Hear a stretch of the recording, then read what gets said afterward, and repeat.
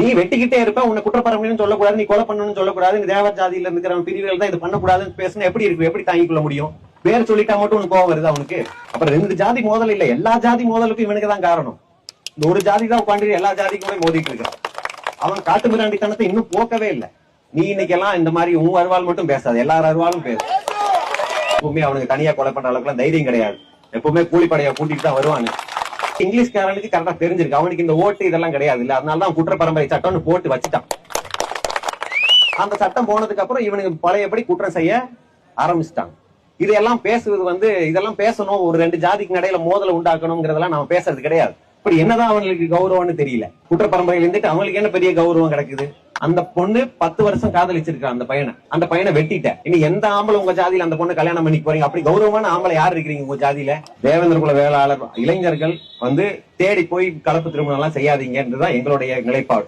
அதான் நம்ம சமுதாயத்தில் நல்ல பொண்ணுகள் எல்லாம் இருக்கிறாங்க, அதெல்லாம் ஒன்னும் குறைபாடெல்லாம் கிடையாது. அங்க இருக்க இல்லாதது ஒண்ணு இங்க இல்ல. கவினோட அப்பா ஒரு விவசாயியா இருந்திருக்கிறாரு, அவங்க அம்மா டீச்சர். அவங்க பையன் எப்படி படிச்சு ஐடி வேலைக்கு போய் நல்லா சம்பாதிக்கிறான். 2 போலீஸோடைய பையன் என்னவா இருந்திருக்கணும்? இன்னும் பெரிய போலீஸ் அதிகாரி ஆகலாம் நினைச்சிருக்கலாம், நல்ல மருத்துவர் ஆகணும்னு நினைச்சிருக்கலாம், இன்ஜினியர் ஆகணும், ஏதோ தொழில் செய்யலாம் நினைச்சிருக்கலாம்.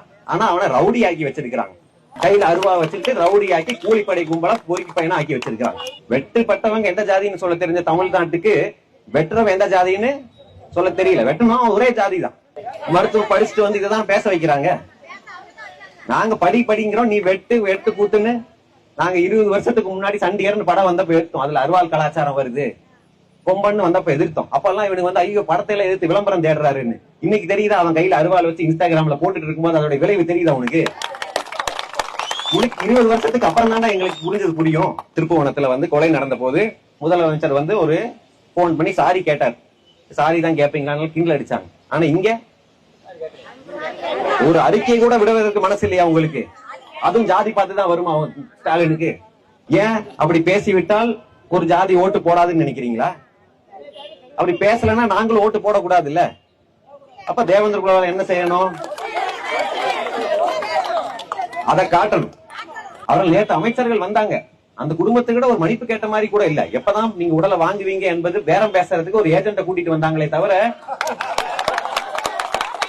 அவர்களோட ஒரு மன்னிப்பு கேட்டு இது தவறாக நடந்திருக்க கூடாது, இதுக்கு நாங்க நடைபெற எடுக்கிறோங்கிறதுக்கு அப்படி எந்த விதமான இதுவும் தெரியல அவங்க கிட்ட.